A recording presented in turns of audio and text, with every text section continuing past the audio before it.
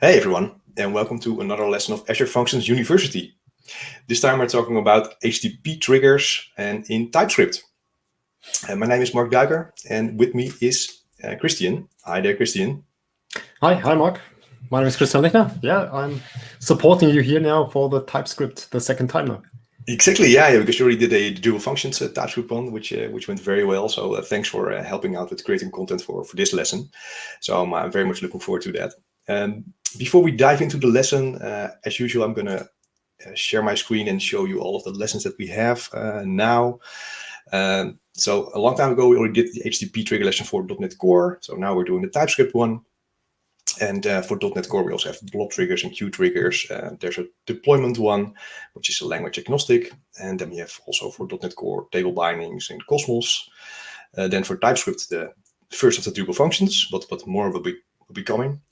And there's one for configuration for .NET Core. So yeah, the number of lessons keep growing and growing. Also, the number of languages is growing. So very soon there will also be content for PowerShell and also for Python. If you want to help and contribute with those lessons, you're more than welcome. You can either choose one of these lessons where we have content for .NET Core and help translate them into either TypeScript or PowerShell or Python, or you can contribute a whole new lesson if you want. So please have a look at the issues page.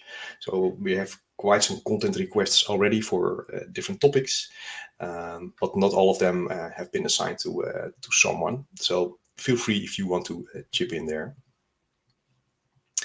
All right, back to the lesson, and first maybe a bit of a short intro about HTTP triggers itself. Over to you, Christian. Okay, yeah. So let's start with the HTTP trigger part, which is kind of the best introduction for functions from my perspective, because it's kind of the easiest way to build your function, the most comprehensive way, and it's the most powerful from my perspective, some of the most often used ones, because you simply have an HTTP endpoint that you address, where you hand over some query parameters, some JSON body, and the function is executed. And that's kind of the super core idea of functions, right? So you put in some parameters and you get them back, and it's from my perspective, the easiest way to develop them, especially locally. Yeah, also very easy to test yourself on it locally. So yeah, it's very nice to get started with functions with HTTP triggers. Yeah, exactly. Okay, so what we'll be doing today, or this evening, or this morning, wherever you are, we will first walk through the prerequisites, kind of as a starter. What do you need to have on your machine to get things running for TypeScript? And then we will dive into HTTP triggers. What can you do? What options do you have? And play a bit around with things. So let's first dive into prerequisites for TypeScript. So kind of first things first, what you need is a runtime, which is Node.js for TypeScript. And for Node.js, you need to install a long-term support version. Currently, that's version 12 and version 14. So Azure Functions kind of has the policy or the strategy to support the last 2 long-term support releases of Node that are out there. There is some grace period when a new one comes out for the let's say oldest one then, and the newest one there is a bit of a delay until it's available within the Azure Function tooling, but that's kind of a question of weeks. So don't expect if the LTS comes out that the next day it's supported at Functions, but a week or 2 later, that's fine.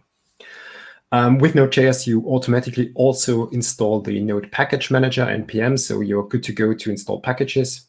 And then, as we're doing TypeScript, you need the TypeScript extension installed on top of JavaScript. So that's kind of the basic core. Then, well, you need an editor. And we use for these sessions the VS Code editor, which is kind of a great cross-platform editor, especially if you're working with JavaScript or TypeScript. On top of VS Code, we use the Azure Functions extension. which is kind of a helper for VS Code in order for you to develop and also to manage functions, like to deploy them onto Azure. Now, next point on the list that you need is Azure Function Core Tools. So they provide the local runtime for Azure Functions. So that's the thing that you need to execute them. And it also provides a CLI for local development. So if you're more likely to use the CLI to create your function, to scaffold your function, you can use the CLI or you use the extension, whatever fits you best. Now, as we are today especially dealing with the HTTP triggered function, so the function that is called via an HTTP call, we need an application to make HTTP requests. And we have two options. We have the REST client for VS Code, which is also an extension within VS Code, which allows you to code the REST calls, the HTTP requests. Or you use Postman, which I think is quite well known, which is a separate tool. In general, I prefer the REST client because this way I can store my HTTP calls beside my code, and I can check them into Git. Now, for the sake of this session, I think Postman is simply better visible. I use Postman, but that's really just for demoing things. And then for the other lessons, that's not kind of important for this lesson. It is good to have the Azure Storage Explorer installed, which is an application that's provided by Microsoft in order to manage your Azure storage resources locally, as well as in the cloud. Yeah, that's not of relevance for today, but for the upcoming lessons. And what you also need for upcoming lessons like blob, queue, table, or durable functions is an emulator for the storage if you want to develop locally. There is a Windows-only thingy that's called Azure Storage Emulator that you can install. Or there is a cross-platform emulator that's called Azure-it or Azure-ite. I don't know. I also have no idea, but it sounds good. Yeah. Call it whatever you want. It's Azure somewhere. There are some points that you have to keep in mind when you use Azure-it because it's not, I think, not fully feature parity with Azure Storage Emulator, but that's kind of a different story.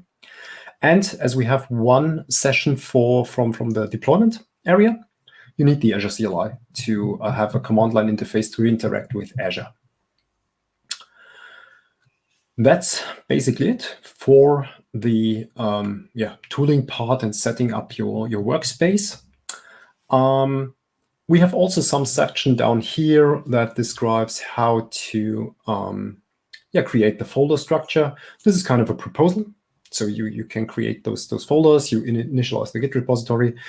And this is also kind of a good practice or best practice to have one folder for the source, one folder for the test stuff. With that, you're basically good to go, and you can start with making your hands dirty with Azure Functions. And that's what we will do now. Excellent. So, let's dive into the HTTP trigger session. What will we do? Well, prerequisites, we already covered that. So all that I said before is what you need basically throughout all the lesson.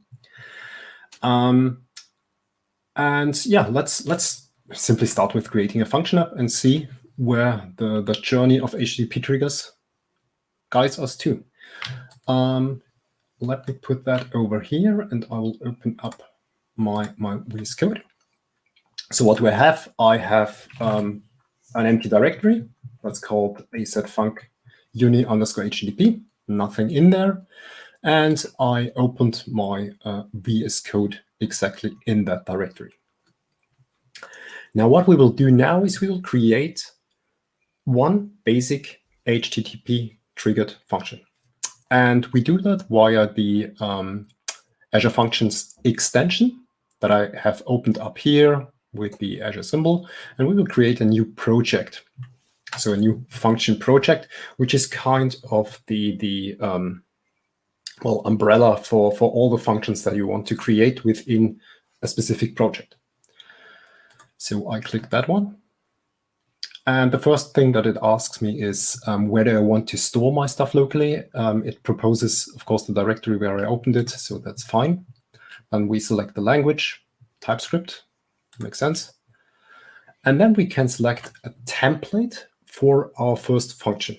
And there are, as you can see, a lot of templates in there, mostly distinguished by the trigger, so what kicks off the function. And we will now go for the HTTP trigger. Now we give that a specific name and we call it, and I copy that over, Hello World HTTP trigger. So that's the name of the function. And then the last thing that the wizard asks you is, what type of authorization level do you want? You have 3 choices here. You have anonymous, which basically means if you deploy the function to Azure, you get an HTTP endpoint, and that's simply publicly available. If you go for function, you have some kind of an API key that you have to hand over in order to successfully call the function. This is what I would use as default. And you have also the admin authorization level, which is kind of a, let's say, more powerful authorization level than function, which also gives you some more access to some infrastructural areas of the function. So I wouldn't use that. So from my experience, I did not use that yet, to be honest. Then the creation kicks off, and what happens now is that the extension created a lot of files for us. So let's see what we have here. Let's close that one. Of course, we have a .VS Code file because we are in VS Code. And we have this one folder that is called Hello World HTTP trigger. And that's the place where our function lives within our function project. And this folder contains basically 2 files that are important for the sake of this lesson. We have a function.json file and we have an index.ts file. The kind of strategy that is applied here is you split the configuration from the code when you do TypeScript. So the function.json file is the function-specific configuration that applies to the function that you created. And this configuration has one very important area, and that's called bindings. Binding is kind of the definition that connects the function to the input to the function and to the output of the function. So you can get data into the function, which is an input binding, or you can get data out of the function, which is an output binding. And that's what what you define here. So we have here this direction statements that tell you if it's an input or an output binding.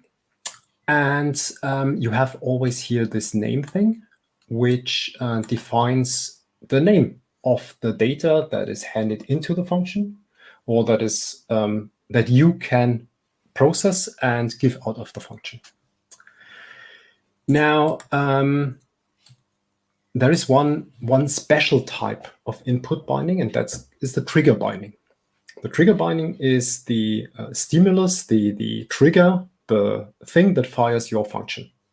And that's a very special type of input binding. You can only have one trigger binding per function, but you can have additional input bindings. So if you think about, I trigger my function via HTTP, but I also need some configuration data from a database, you can model that via an additional input binding. Now we go for the simplest way now and say, okay, we use the HTTP trigger and use it as an input binding, and we address or we can address, which we will see in a second, the request via the parameter request, or REQ in short. There are some more configurations that we have here. So we have the authorization level, that we defined in the wizard. And we have the HTTP methods that are supported when we want to call our function. So these are the methods that are supported for the HTTP trigger. We leave it with get and post. And then we have the output binding, which is in our case also an HTTP, and we addressed it via res. Now there is one thing that's important when you're dealing with TypeScript, and that's this little line down here. Because this tells the transpiler or compiler of TypeScript where to put the transpiled code and which directory this code should be placed. And it's important to have this name exactly the same name as the folder, because otherwise you run into funny errors. Right. So if you want to rename and need your function now, then you have to remind that you also need to rename it here, right? Okay. Yep. Or you learn it the hard way with errors that are super strange when you first see them. Okay. We will also see that when we copy and paste the function later. Ooh, so that's nice. Something that usually when you start with function, this is something that you will forget. Okay, good one. Yeah, that's it for the configuration. I think I did not miss something out. No. Let's go to the code. So what you will see here is typical TypeScript code, so to say. We have some imports from the Azure Function package, which is the Azure function, which is the context of the function, and which is the HTTP request. So we have a typed an interface for the request object. And then we have basically an asynchronous function, which is an Azure function, which gets as parameter the context and the request, and returns, as it's asynchronous, a promise. And then the logic that is scaffolded by the default extension is, well, quite simple. We have some context logging here. Let's do some spaces in there for explanation. And then, as you can see here, we have our request parameter, that is our trigger, and also our input parameter. And on this parameter, which is currently not yet typed because I did not install the package, we have a query parameter or a body parameter. And there we address something that is called name, that's hopefully there, and bring that to the constant name. And then we use the so-called ternary operator, which is a shortcut for if-else, for simple if-else cases from my perspective. Highly debated, but I like it, to be honest, for easy if-else cases. And yeah, if there is a name, so if it's not empty, not undefined, and not null, we run into hello name and get some sentence. And if not, we say, okay, the function was triggered successfully, but we need a name. And then we use the context parameter of the function. And on the context parameter, there lives the output binding as an attribute, which you can see here. That was the one that we defined in the function.json.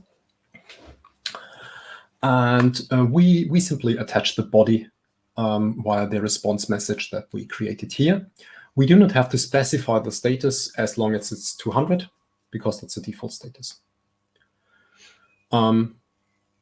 That's all the magic around the function. So nothing more here. And then we have, of course, some more information all around the project and the function. We have the host.json file, which is kind of the global configuration for your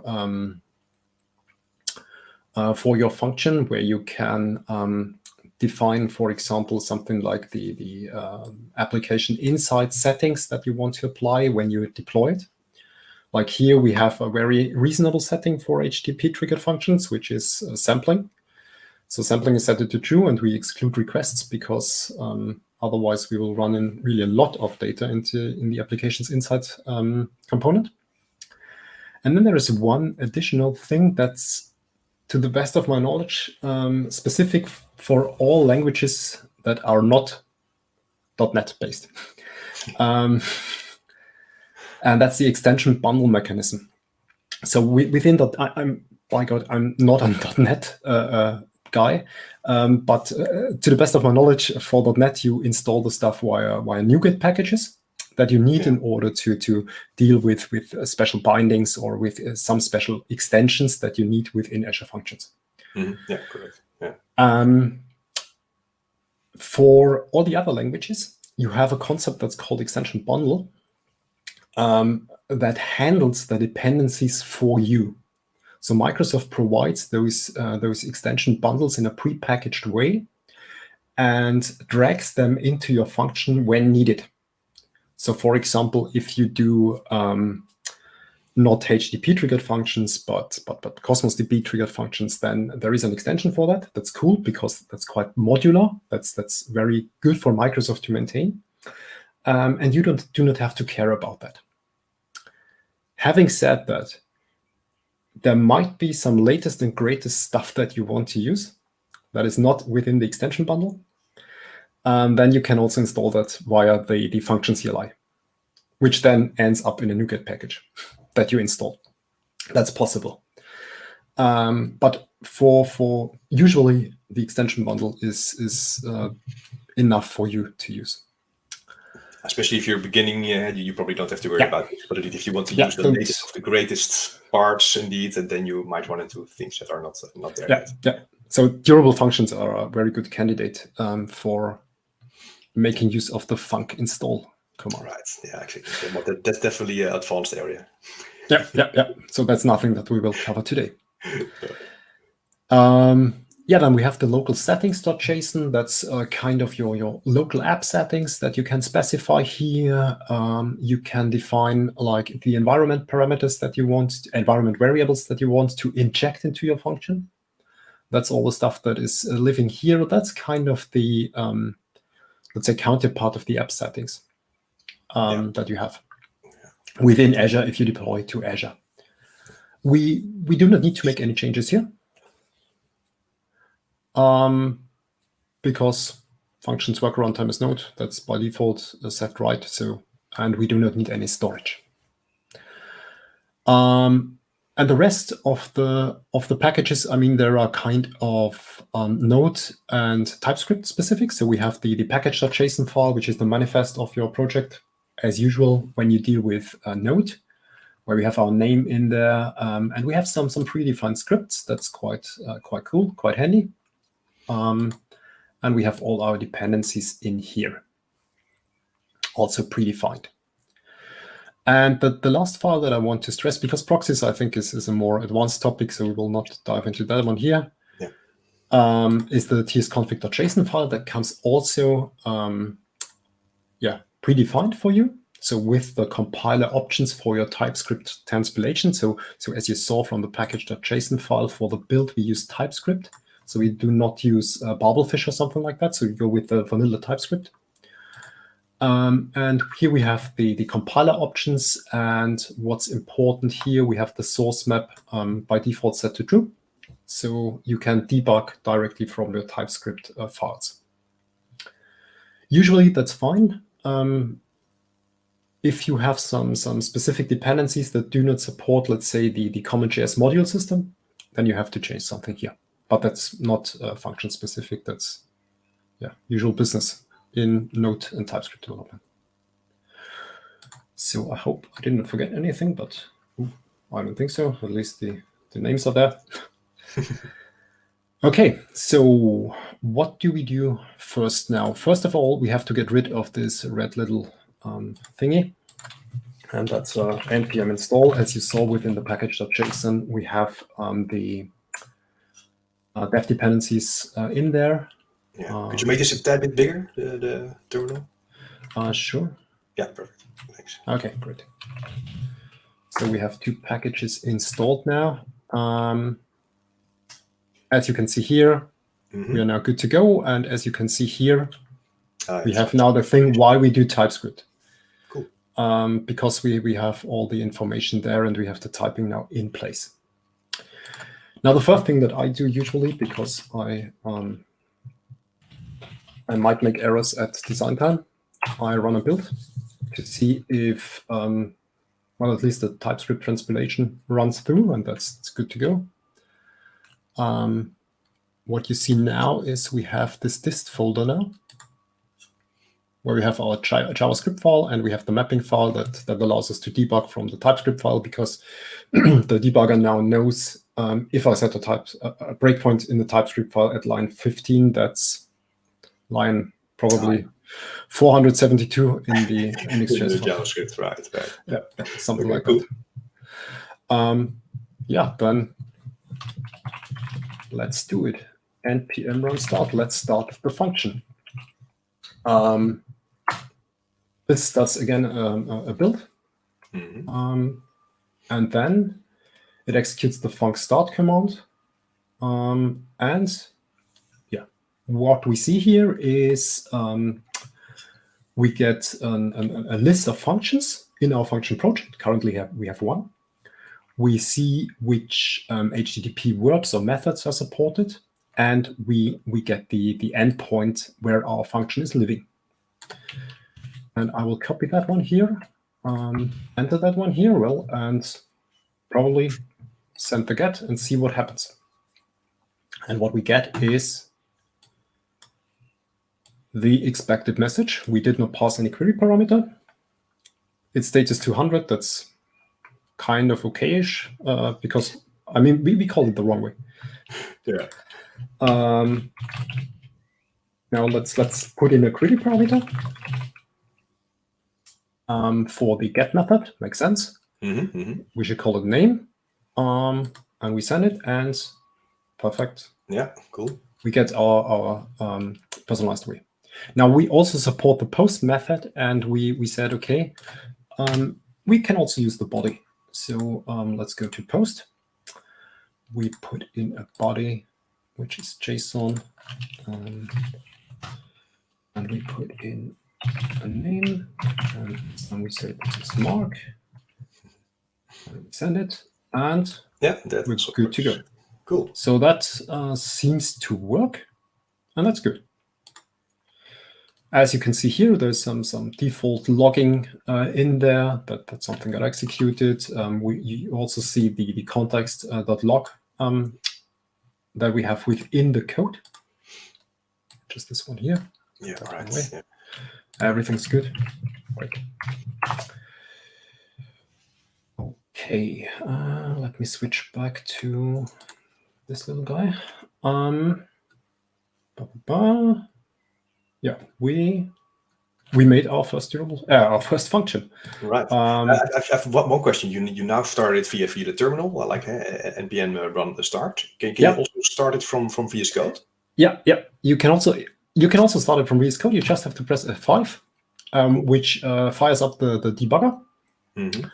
And when you press F5, it basically executes the npm run start. Okay. Yeah. So as you can see here, the built-in terminal is getting up, and there comes the debugger. Cool. So that's also possible. Yeah. Thanks. Okay, we disconnect. We go back to here. Oh, and we close that one. Okay, everything's closed. Good. Yeah, we have our first function. Now let's see what we can do with the function and how we can improve the function a bit more. So the first thing that we might want to do is we do not want to support get and post. We just want to have get support. And if we do not hand over a query parameter that is called name, then we do not want to return a status 200, but we want to return status 400, because that makes sense. You called the API the wrong way. You shouldn't get an HTTP code 200. Exactly. Yeah, that's what we will do now. So in order to do so, let me just start from a clean slate. Let's get rid of the semicolons. Okay, so First of all, we again need the name. And we get that from the request parameter. And here we use the query. And that's the beauty of TypeScript. That's something that C# guys or girls know. No different for them, special for JavaScript guys. Then we define the response status, which is a number. And we define the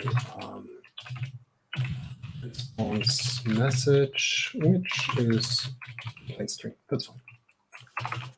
Okay, now we say if we get the name, we return a status to 100 and a proper result to the proper body to the caller. And on the other case, we return 400. So let's say if name, so we just have to put in the name. As soon as this one is filled in a reasonable way, we can return something. So we say the response status equals 100 and the response message and goes with hello.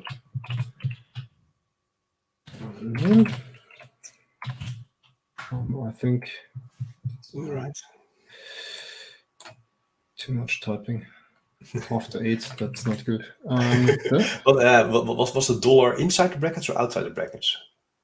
I don't know. I don't know TypeScript that well. So. Dollar is outside. You're right. That's okay. Perfectly. Thank you. Yeah, dollar is outside. So that's called string template. I think that's the same in C# if I'm not completely. Yeah. Yeah. True. Yeah. So that's a different way. So you do not have to handle with the pluses. Yeah. Exactly. Yeah. Now I have to check. We have the else. We have the brackets.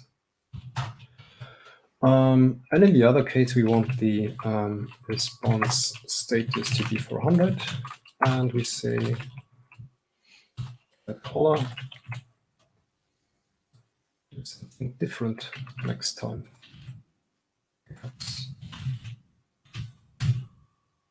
Yeah, so you give back a more suitable error message back. Yeah, cool. So that's now possible. And then, as we saw before, we have to use the context. We say we go with the result, and we say the body, the status equals our response status, and the body. It's not there, and that's not equals, but colon. That works probably, maybe. Response message.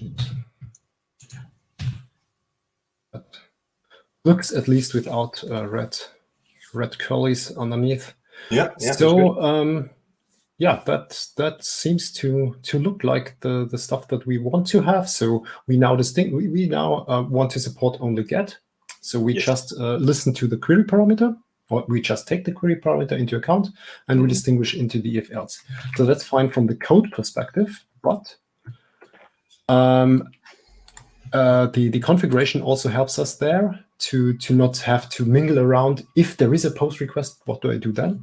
I just remove the post here, so the get, and I'm good to go. Hopefully. So. npm run start, let's go. Build it through. That's nearly a victory. Okay, now we see, in contrast to before, we had the get and the post. Now we only have the get. Yeah. Cool. Of course, it's the same endpoint. That's fine. Now, as we do not believe what the terminal tells us, we will issue a post request. For the sake of science, exactly. We do that, and not found. That's cool. So it's for not found because we don't support it. That's great. Yeah. So we switch back to the get. We leave the parameter empty, and we get our message. That's good. And let's see, happy case also so happy. And yes, the happy case is happy. Nice. That's cool. So as you can see, it's quite easy to rule out one HTTP method, and you have some information within the function to play around with the stuff that you get in from from a query. Yeah, exactly. And it's quite easy to set those status response numbers correctly and stuff like that. So yeah, that's super easy. Good that you mentioned that. As you can see here, it's what we call magic numbers. Unfortunately, within JavaScript or Node, there is no default library, no default enum for that. So I would recommend that you, I think I also wrote that within the documentation. Yeah, there was a separate package for it, right? Yeah, there are, as usual for JavaScript, there are probably 100 packages for that, with even more dependencies. No, right. You use a package or create your own enumerable just to get rid of magic numbers. Right. Yeah. Exactly. You can also make your own set of return codes if you only support like a limited set of codes. Then that's also possible. Yeah. Yeah. So that's something that I would recommend. Not for this lesson because. No, it's not specifically for functions, but it's definitely good to get rid of all these numbers. Yeah. Definitely. Yeah. Okay. So now let's switch gears and let's say, okay, as usual in IT projects, requirements change. And now we also want to support post requests. We want them back. Yeah. Yeah, of course. If you have to deal with business, and I'm quite sure nobody from business is listening now, they change their mind basically quite often. Okay, so let's revert first the configuration. So we say, okay, I want my post back. Yeah, exactly. And by the way, there are other HTTP verbs, like put and delete. So if you're really keen on that, you can also need to put other stuff in there beside the get. It's not supported by. That's okay. Yeah, it's not in schema, but you can use all the HTTP verbs that are supported, but the most used are definitely the get and the post one. Yeah. Gotcha. Yeah, you can use anything there. That's an official HTTP word. Exactly. Okay. That's good. So now we have to switch things a bit, because now we can get the name from the query and we can get the name from the body. So let's say we have a name. That's definitely a string, that's for sure. And we do not type it. Yeah.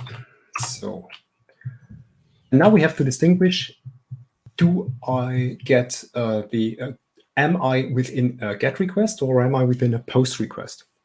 Mm-hmm. And for that, just say request.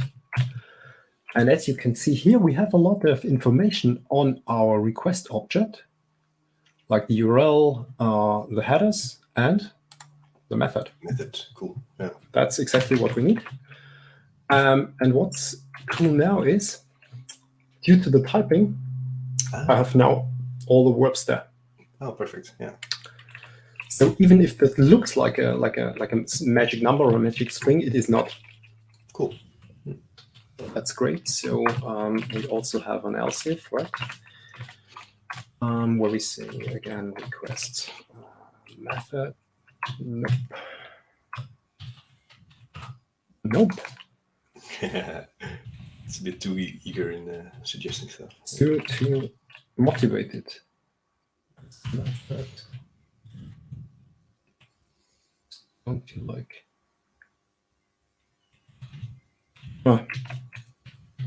It's the bracket type. Oh my god! Yeah. I didn't see that. Yeah. Now we're good to go. If we post. Okay, so now we distinguish, and then we can put in the same stuff as before. So we say name. We have our request. We have our query, and we have the name. Mm-hmm.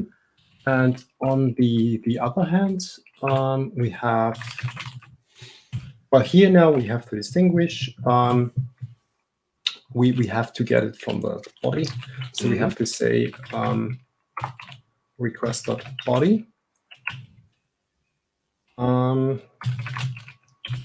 If there is a body, then please go to the attribute name within the body that is hopefully there.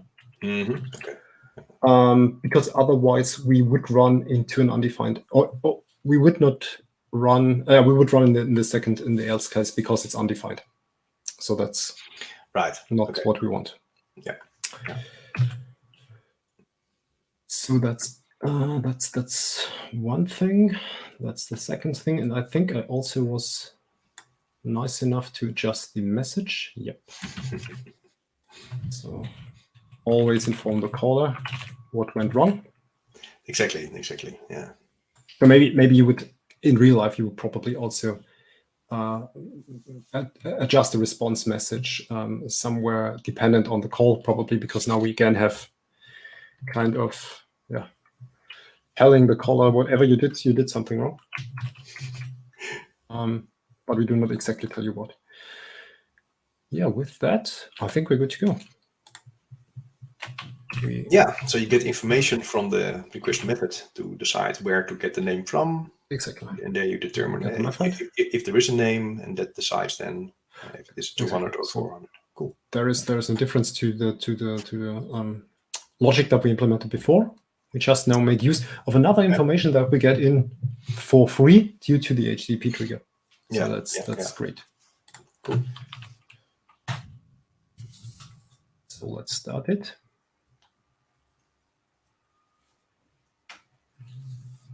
Looks good. The post came back. That's good. Then let's start the GET request. Let's see if we broke something. No, regression test. Yeah, exactly. kind of regression test. Yeah. Then we say we have the post. Post with the body. Yeah. With the body, which should work. And if I leave out the body, so again, status code is fine. Yeah. And now leave out the body. 400. Yeah. 400. Looks good. We also get the updated message here. Yeah. Works like a charm. Perfect. I like it. Whew. all your demos are working. It's amazing. Yeah. Up to now. We have one up there. Oh, I shouldn't have said it. No. That's kind of the So that was the sentence of doom for live demos. So now we come to one section that I adopted from the C# lesson. Just to say that it's not that easy in JavaScript. I don't know if it's still that easy within .NET 5, to be honest. I hope not. But with .NET Core 3.1, that's true. You're right. That's true. Yeah. So if you compare the two lessons, you will see that you can type the request parameter of your function to two different objects. And that's not the case for all the other languages that are not C#, at least not .NET Core 3.1. So we only have a string and HTTP request and a buffer that we can use in there. And that doesn't really help us at design time. Nevertheless, I want to show you, which is not function specific, one option in order to keep the lessons also in sync a bit, how you can introduce at least type safety at design time. So what we will do now is we will create a second function that only reacts on post requests. And what we will do is we will copy that one. We will paste it and we will rename it.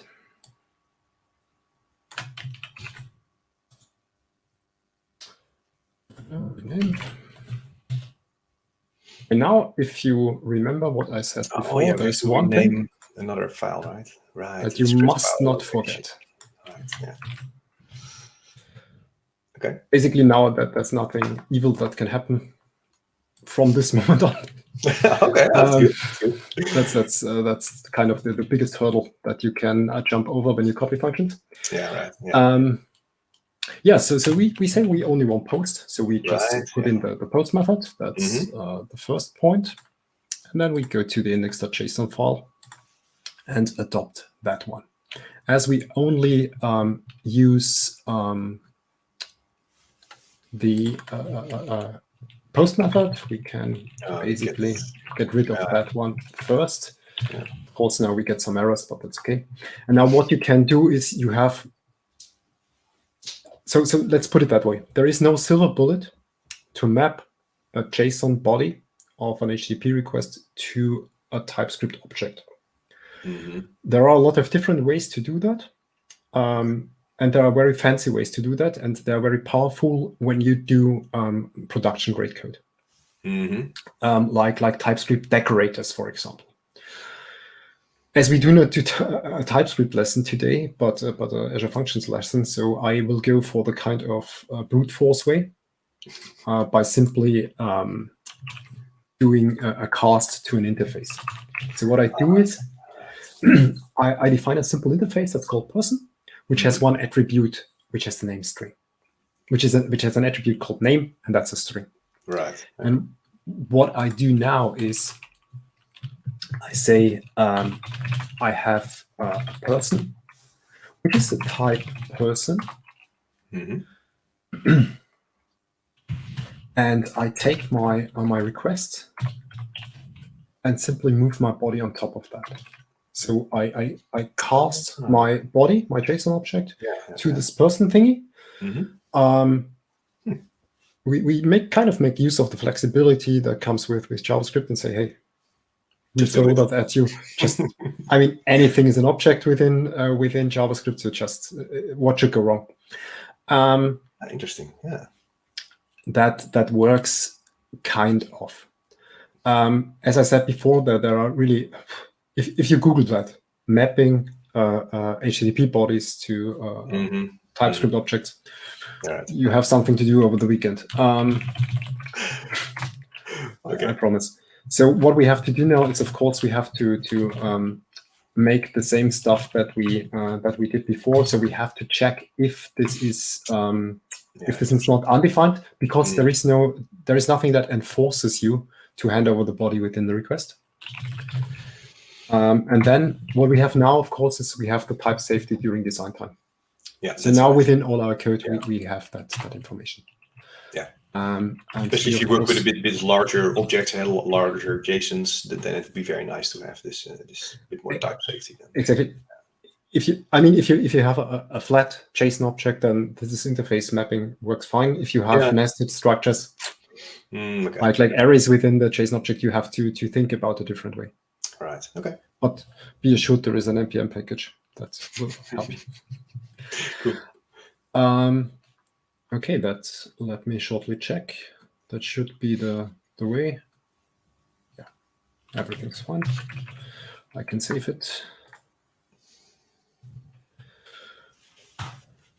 And let's kick things off and see if everything's working. Yeah. Looks good. So now 2 functions, yes. Now you see 2 functions, exactly. Why do you see 2 functions? Because you have the function project that we defined within our directory, within our file system, and nobody stops you from putting in all the functions that are within this logical bracket. And so we have now 2 functions. We have our well-known companion, the hello world HTTP trigger, and we have our new one, which only supports post. Now let's use that one. And of course, we first do a GET request. Yeah, not found. Works. Okay. Yeah. And then we go for the post, and we go for the body JSON. And we say name mark, and let's see what happens. Yeah, it works. It works. Nice. Yeah. So it's kind of the same thing that we did before. Now we just kind of enhanced the logic a bit and make it more type safe, more comfortable for you to implement. So that's kind of it. So that's unfortunately, we do small change. Yeah, yeah. that's pretty convenient. Yeah. So it's just to show you that you can kind of achieve the same as within C#, but not exactly the same. So yeah, that's kind of the price you pay. Yeah, no, I like this edition. Cool. Okay, and with that, that's it. So we played around quite a bit. Yeah. It was nice to see this indeed. Yeah, and yeah, I come from the C#.NET world, so yeah, for me this is all quite new. But yeah, it also provides me with some nice insights. So I like it. Yeah. So some things are definitely very nice and easy to do. I like this very simple casting thing. So I imagined it quite different, but no, this is just like an assignment here in TypeScript. Yeah. So this is nice to see it in a different language. So you see what you have in C#, how things are easier. Yeah, and also continuously changing. And continuously, that's right.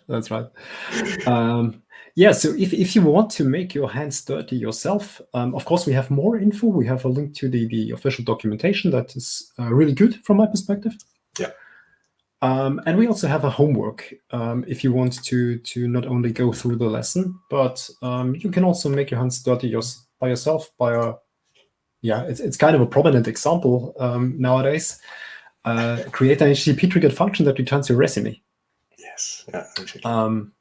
That's I think quite a nice thing, and you can really play around a bit. I think that's really kind of triggers the playfulness from my perspective, because you have a lot of degrees of freedom how you can do that. We also provide a solution. It's a very plain solution, so don't expect something fancy there. Yeah. But if you're just starting out and you don't really know how you should start, then you can definitely have a look at the code that's already there and see how it's done. The other lessons and the other homework lessons will also build upon this small homework project. So if you want to do try something else and get your hands dirty, we really recommend you to start making this. Absolutely. And if you do that, we are happy to read about that. So you can also keep us informed via this hashtag on LinkedIn or Twitter. So that's definitely something. And there is something special that we brought for you, because especially Mark, who is the initiator of this project, is always keeping the contributors busy. We also added now some really cool feature from my perspective, which are CodeTours. Oh, yes. Good that you mentioned it. Yes. So if you do not want to watch the video and go through the video bit by bit, but you want to have a fast glance what happens within the code, we got you covered. So we have here this feature called CodeTour, which is also an extension within VS Code, which allows you to walk through the code. So we prepared that, and you can now basically walk through the session, go there through. And what's also cool, let's see if I find that. Yeah, I find it. You can directly kick off the commands from your CodeTour. So you can do the npm install, you can execute the build, which is here. Yeah, that's really impressive. Yeah, you showed me this. I was really impressed that it could do this. So super useful. You don't even have to type anymore. That's amazing.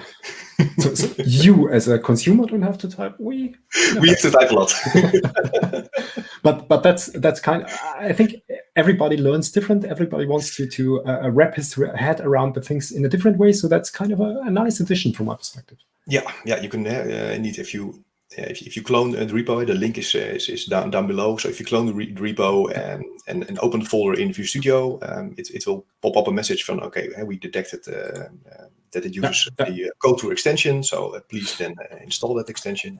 And once it's there, you can open your Explorer pane, and then you'll see that CodeTour tab, which Christian showed you. And then you can browse in your own pace through the code. So yeah, if you're doing that, and please let us know about it. If you like it, if you don't like it, we'll be happy with your feedback. Yeah, that would be highly appreciated. Yeah. And Okay. yeah, there you can that's the quickest way to get the code and to clone it. Yeah, cool. And the other thing that is new on GitHub, so it has nothing really to do in specific with Azure Functions University. That is the automated table of contents in markdown files. So if you open up any lesson and then go to the left, so GitHub now renders this table of contents icons. You can very quickly go to the individual exercises within a lesson now. So I'm very happy with this feature because it makes all the navigation in all those markdown files quite a bit easier, I think. Yep, absolutely. Yeah, thanks. So that's also cool, yeah. Yeah. Great. Like I said, thank you very much for preparing this lesson. You did a great job. Thanks for adding the CodeTour, because you were the first one to add the CodeTour for this one. Right after that, I made the CodeTour for the .NET Core lesson for the HTTP one. So I had both those first lesson in both languages have the CodeTour option. And yeah, we definitely will add them for the other lessons as well. So yeah, there's a lot of writing for us to do right now. That's right. Thank you very much. We will be preparing much more content for a lot of languages. So feel free if you want to help out with that. Also, if you have an idea on content that is not there yet and you want to see, you can also make a content request and just say, okay, I don't know anything about it, but I would like to have this content available. Please let me know, and you can put it in the issue list. And then we'll see you again in the next lesson. So thanks, everyone. Yeah, thank you. Have a nice evening, morning, afternoon, whatever. Bye-bye. Bye.